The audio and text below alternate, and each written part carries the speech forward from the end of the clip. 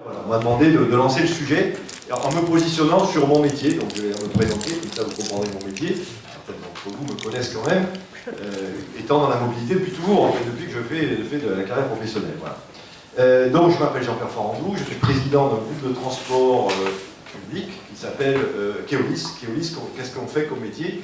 On opère des réseaux sous forme de délégation de services publics, de collectivités.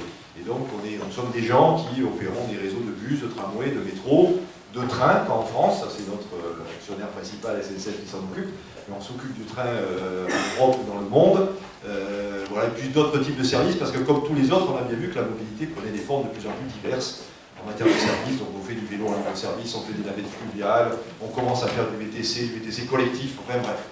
On s'enhardit depuis quelques années dans de nouveaux services de mobilité pour répondre le plus possible effectivement à des besoins qui se segmentent de plus en plus, qui s'affinent de plus en plus et qui bougent.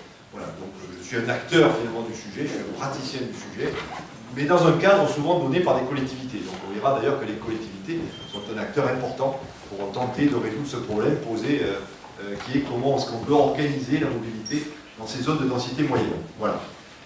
Ce que j'ai prévu de vous dire, c'est quelques messages qui sont plutôt des messages pour lancer le sujet plutôt que de conclure. D'abord, c'est un message de « ça tombe bien », je pense que quand cette étude a été déclenchée, donc il y a plus d'un an, bravo, parce que vous avez anticipé en fait des sujets qui vont se poser de manière un peu plus formelle, j'allais dire institutionnelle dans nos pays. Je fais référence là, aux assises de la mobilité qui vont démarrer bientôt. Alors ce sont des initiatives à la française, hein, on se met autour d'une table, on convoque tous les acteurs, il y aura des cahiers d'acteurs, mais en fait on va parler de ça quelque part, donc bravo. Vous allez venir alimenter le débat, quelque part, c'est une matière qui va tout de suite trouver son utilité pour lancer ce sujet-là parmi d'autres. Donc bien joué, bien vu, hein, en termes d'opportunité de sortie, c'est excellent.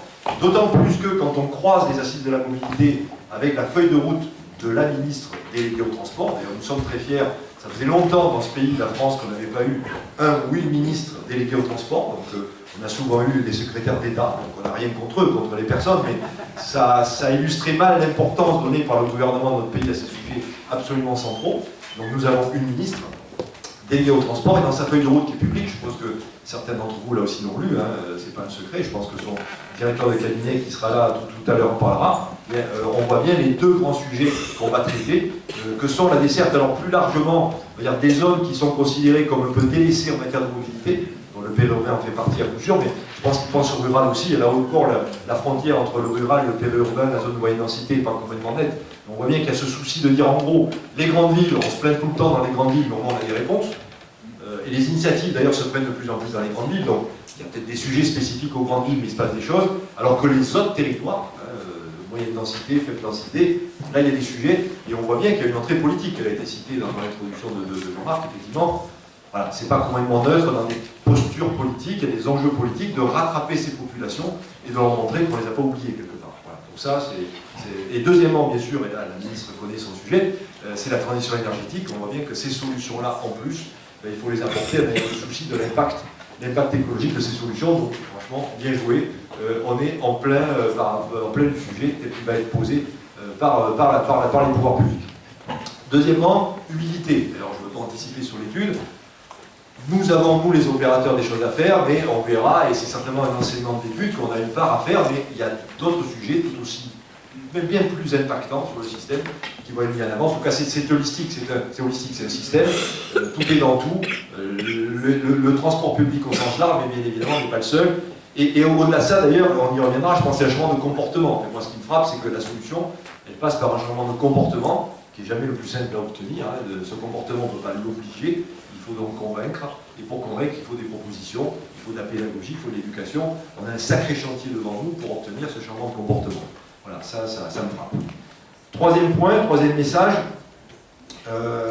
Pourquoi c'est difficile? Parce que finalement, si c'était facile, ça serait déjà fait.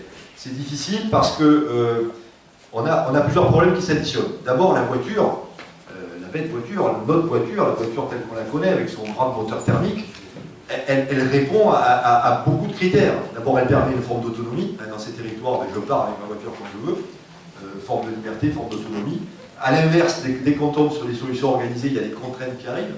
Donc la liberté, ne serait-ce qu'horaire, donnée, peut-être avec certaines illusions, parce qu'après cette voiture, elle tombe dans la congestion, mais en tout cas, on a imprimé dans la tête des gens des grandes libertés d'un côté.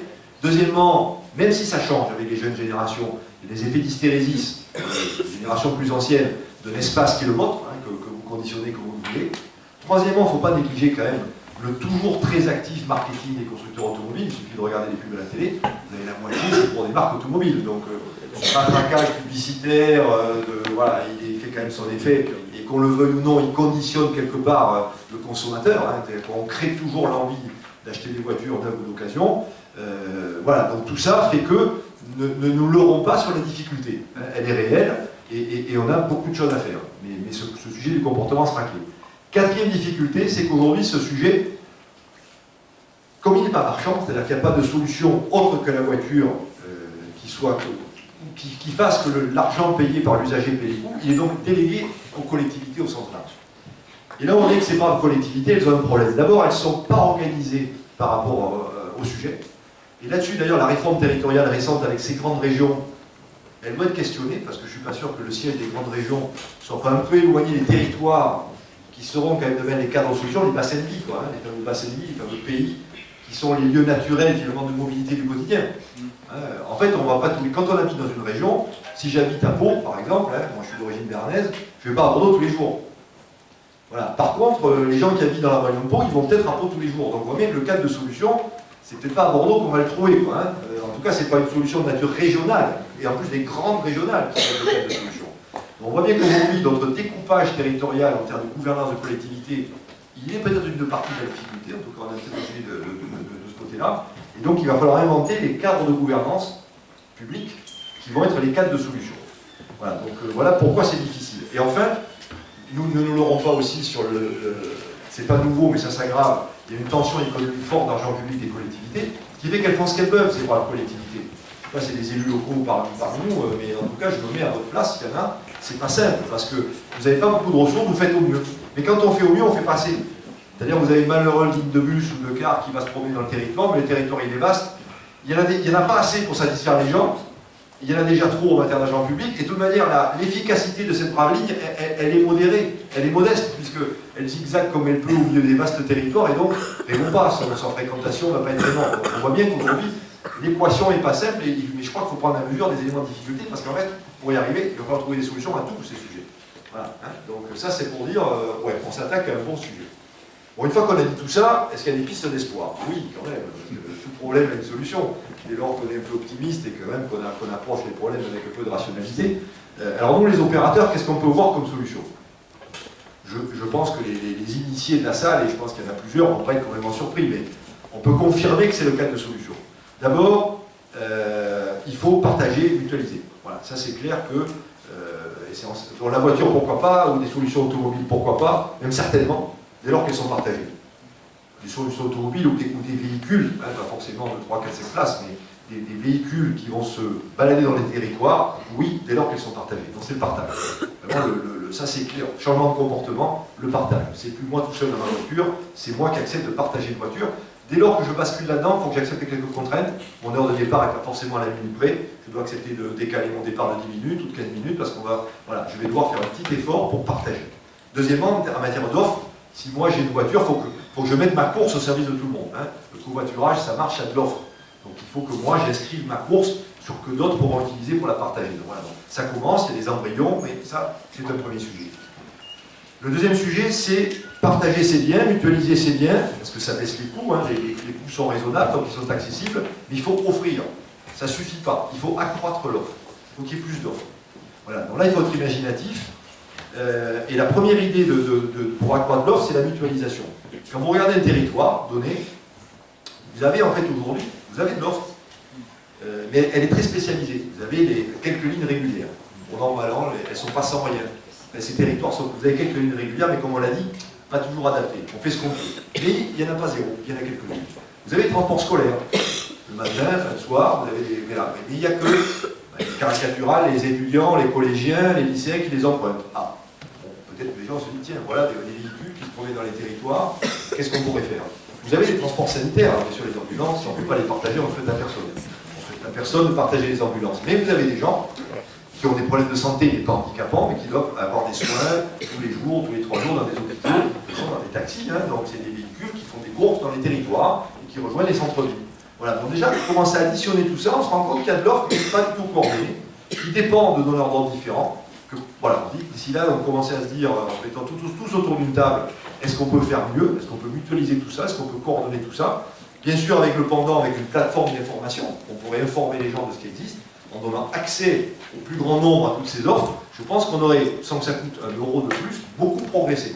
Voilà. Et une fois qu'on a fait ça, bien sûr, on peut se dire comment j'améliore, comment je complète, etc. Et là-dessus, pour vous donner une idée, comment on avance? Bon, comment on avance? Mais il se trouve que pas plus tard que, je ne sais pas quand, dans la semaine, là, elle est vite passée, ça devait être mardi soir, je suis à l'Union des transports publics, ça c'est mon métier qui veut ça.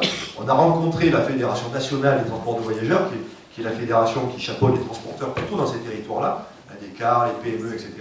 On s'est dit pourquoi on ne prendrait pas une initiative, parce que si tout le monde s'attend, on ne s'en sort jamais.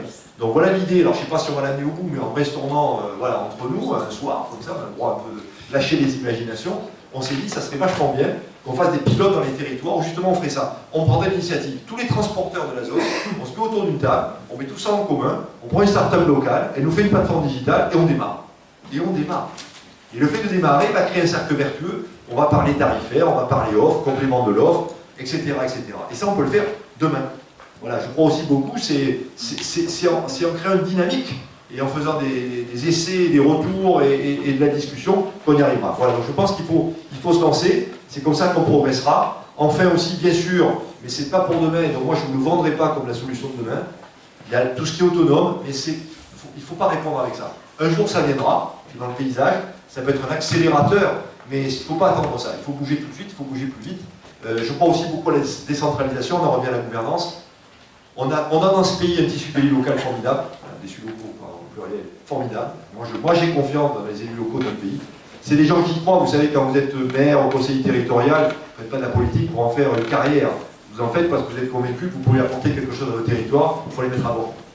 Ils ont vraiment envie que leur territoire vive mieux, mettons-les à bord, et je suis convaincu qu'avec eux, avec des professionnels comme nous les opérateurs, on saura trouver des solutions adaptées au territoire, parce qu'une fois qu'on a dit tout ça c'est l'art d'application, c'est l'art d'exécution. Un territoire n'est pas égal à notre territoire, il faudra être capable de faire percoler tout ça. Voilà, donc en gros, en synthèse, les opérateurs, c'est notre métier, on peut être des accélérateurs de solutions, on est prêt à partager, on est prêt à se mettre ensemble, c'est plus un enjeu de concurrence entre nous, la cause est trop importante pour en faire un enjeu de concurrence, la cause est noble, la cause est juste, il faut qu'on sache surmonter nos différences et au contraire se mettre ensemble pour amorcer la pompe et commencer à proposer des solutions concrètes au territoire. Voilà ce que je voulais vous dire pour lancer le sujet en introduction. Merci beaucoup pour votre écoute.